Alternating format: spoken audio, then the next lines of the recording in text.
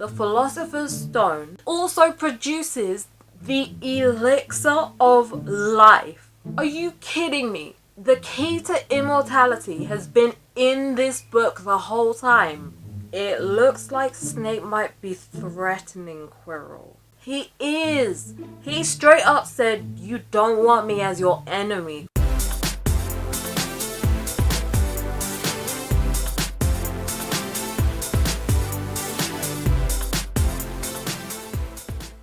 Hey guys! Today we're going to be reacting to Harry Potter and the Philosopher's Stone by J.K. Rowling. But first, if you're new around here, listen up, because I've got a little secret for you. I'm not just any YouTuber. I am Charlotte the Starlet, and I'm a writer. So I don't just react, I review. And the way I do it is simple. If I like something, I add a point, starting from last video's total, and if I don't, I take one off. Now, as y'all can see, I've got a couple friends here with me. These are the girls, Angel and Glitter, and this is my little boy Seth. Right, let's jump in. Harry just got the perfect idea of where to go in his invisibility cloak. The restricted section of the library. It's like a mirror. It says that above it there's some kind of inscription.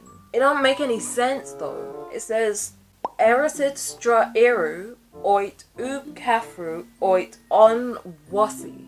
This is literally the first time in his whole entire life that Harry is seeing his family. Oh snap. Right, so we are on chapter 13, which is called Nicholas Flamel. This may be chapter 13, but it seems that Harry's mind is still on chapter 12. He's still shook about what he saw in the mirror of Eresid. And in case y'all forgot, it wasn't just his own reflection that he saw in the mirror. He saw his parents for the very first time. So I can't blame him for not being able to let go of that. However, he was so shook by what he saw that he began having nightmares. Oh no. Damn. I don't think these are just any dreams, you guys. It said that Harry kept having the same dream over and over again. He kept seeing his parents disappear in a flash of green light, while a high-pitched voice cackled with laughter. If you ask me, those ain't dreams, they're flashbacks. Isn't that more or less what actually happened to Harry's parents? You know, when Voldemort killed them? Oh wow. When Hermione came back from the Christmas holidays, it says that she was torn between disappointment that Harry and Ron hadn't found out who Nicholas Flamel was, and also horror at Harry being out of bed 3 nights in a row. Is she for real? So when you're here and you're in on the action, you're happy to go along with it, but when you're not, you're horrified that Harry's done it. Like, remember when she joined Harry and Ron for that midnight duel that never happened? To this day, she still insists that she only went along with them to snitch. What a hypocrite. At least she's back though. If anyone's gonna find out who Nicholas Flamel is, my guess would be her. Yo, okay, so now that a new term has started at Hogwarts, Harry's back to practicing Quidditch. And after beating Slytherin in their first Quidditch match, Wood's been training them harder than ever, which the Weasley twins are annoyed about, but Harry actually agrees with. If Gryffindor wins in their next match against Hufflepuff, they will overtake Slytherin in the championships in the first time in 7 years. See, but I'm over here having a bit of an internal conflict. 9 times out of 10, I'll support Hufflepuff till the very end. Like, whenever someone makes fun of Hufflepuffs, I'm the first to stand up for us. But at the same time, I actually want Gryffindor to win. Just for Harry. That's the sign of a really good author. It takes serious skill to create a protagonist that's lovable enough to make people go against habits or opinions that they've already established. Oh snap. It seems that Oliver Wood's feeling the pressure though. The Weasley twins won't stop messing around during practice, and eventually Wood loses his patience with them. The twins keep dive bombing each other and pretending to fall off their brooms, and one day Wood yells at them and says that's exactly the kind of stuff that will lose them the match. And they've got to be on form, especially because Snape is going to be refereeing the next match. I would hate that if I was playing Quidditch. What is Snape even doing refereeing the match? Like, what does he know about Quidditch? Is it because the Slytherins lost last time? Oh my days, don't tell me that Snape's just refereeing just to make sure the Gryffindors get as few points as possible so that the Slytherins can keep their place in the championship. Do you see how petty he is? He goes to such lengths just to get his own way in the end. Right, so since Snape is refereeing, the Gryffindors have to make extra sure that they play a clean game, because Snape will be looking for any excuse to dock points from them. Oh wow. As soon as Harry tells Ron and Hermione that Snape is going to be refereeing, Hermione's like, don't play. She even suggests that Harry should pretend to break his leg. Hermione Jean Granger suggested that. Damn. Here I was thinking she wouldn't care so much. Oh my days. When Hermione suggests that Harry pretends to break his leg, Ron's like, actually do it. Oh, but there isn't a reserve seeker. If Harry does either of those, Gryffindor won't be able to play at all. Whoa, wait, what the heck?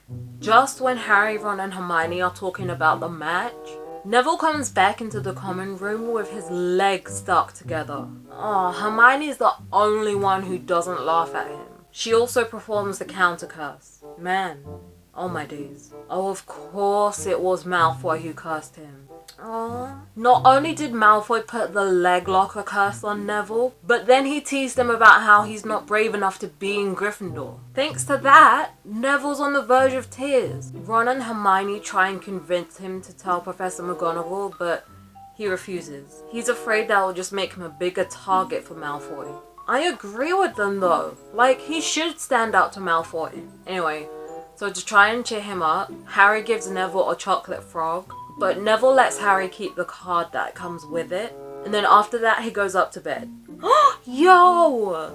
Oh my days, you guys.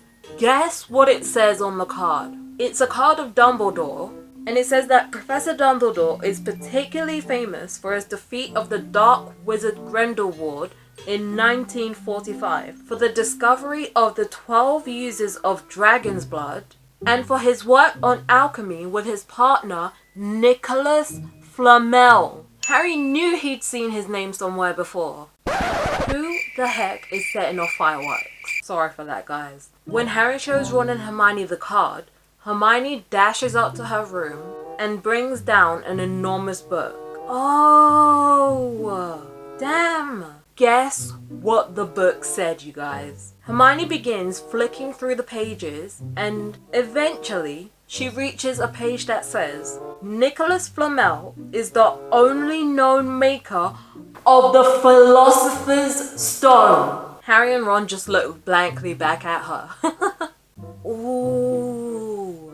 Apparently, the Philosopher's Stone can transform any metal into pure gold, and it also produces the elixir of life. Are you kidding me? The key to immortality has been in this book the whole time. There have been many reports of the Philosopher's Stone over the centuries, but the only stone in existence currently belongs to Nicholas Flamel, noted alchemist and opera lover. Damn. Nicholas Flamel celebrated his 665th birthday. Did he drink the elixir of life or something? Oh, that's gotta be what the dog is guarding. That's what Hermione thinks too. Ayo, I don't know about you guys, but I'm over here having a thrill trying to solve this mystery. Or at this point, is the mystery considered solved? We're not at the end of the book just yet, but ayo, this is a big discovery. Anyway, so Hermione thinks that Flamel asked Dumbledore to keep the Philosopher's Stone safe for him, you know, because they're friends and everything, because he knew that someone was after it. Why exactly does Snape want it though? Like, all it does is make gold and make you immortal. I know that's not exactly anything minor, but which one is Snape interested in? From what I've seen of him, he doesn't exactly look young. Is he afraid of dying or something? Does he think he's too young to die? Ooh, okay, so it's a few days later and it's time for the Quidditch match. Damn, the match hasn't even started yet and Ron and Hermione are already planning shenanigans. Surprisingly, it's more so Hermione that's planning shenanigans. After Malfoy used the leg locker curse on Neville, Hermione got the idea to do the same to Snape if he showed any sign of doing something to Harry. She and Ron preemptively brought their wands to the match. Meanwhile, in the changing room, Wood's taken Harry aside to give him some advice. He tells him that they've never needed an early capture of the snitch more than they do now. He wants to end the match before Snape can favour Hufflepuff too much. Oh wow. Turns out that Dumbledore's rocked up to the match. At least that means he'll be safe.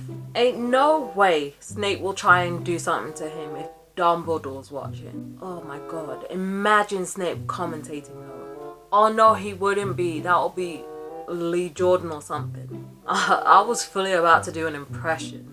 Hufflepuff has the quaffle. Fred Weasley swings. Is that the bludger? Or is that George?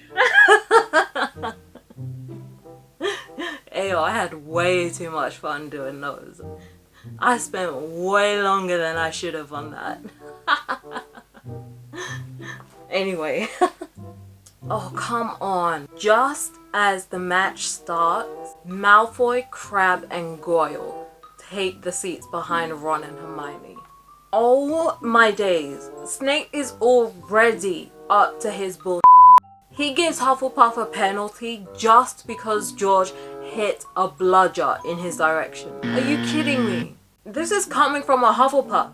Off, Snape. We don't want your pity. Oh my days. As if this wasn't bad enough, we have to deal with Malfoy's petty little comments too. He's like, you know how I think they pick people for the Gryffindor team? They probably pick people they feel sorry for.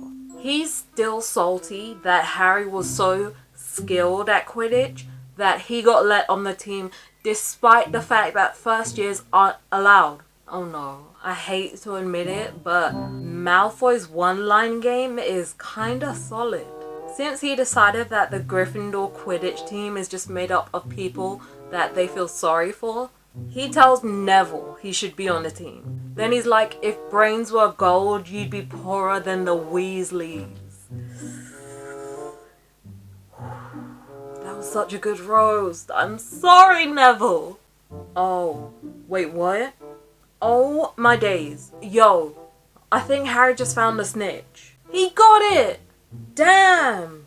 That was so quick! The match barely started! Snape barely took in what happened. Yup, it's official. The game was less than 5 minutes. Ooh, hold up. What? After the match, when Harry's putting away his broom and stuff, he notices Snape wrapped up in a cloak heading towards the Forbidden Forest. For what? What is he doing? What, is he ashamed of his performance as ref? First the trapdoor, now this. Ooh, Harry decides to follow Snape. He hops back on his broom, flies up above the castle, and tries to follow the path Snape took. Oh, but the trees are so thick he can't see him. Ooh, he hears voices. Alright, so he flies down a bit lower towards the trees, and in a shadowy clearing, he sees Snape, but he isn't alone. He's with Quirrell. Snape mentioned the Philosopher's Stone. It looks like Snape might be threatening Quirrell. He is! He straight up said, "You don't want me as your enemy, Quirrell." So Snape leaves Quirrell by saying, "We'll have another little chat soon. when you've had time to think over things and decide where your loyalties lie. Spooky! Right, so Harry goes back into the castle. Ron and Hermione are trying to tell him that the Gryffindors are having a party to celebrate winning the match, but Harry wants to tell him what he just found out. So he finds an empty room, waits until the coast is clear, and then says to them that they were right about Snape. He is trying to get the stone, and he's trying to force Quirrell to help him get past Hagrid's dog.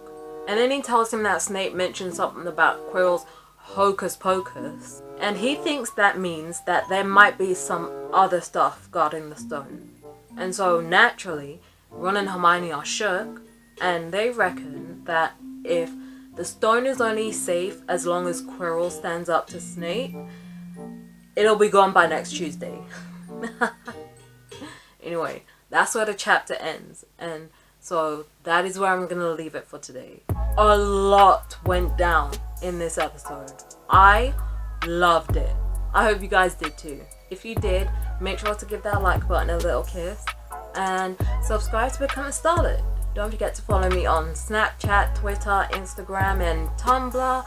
And if you have read something that has just left you shook beyond repair, let me know in the comments. I'll see you guys later. Bye!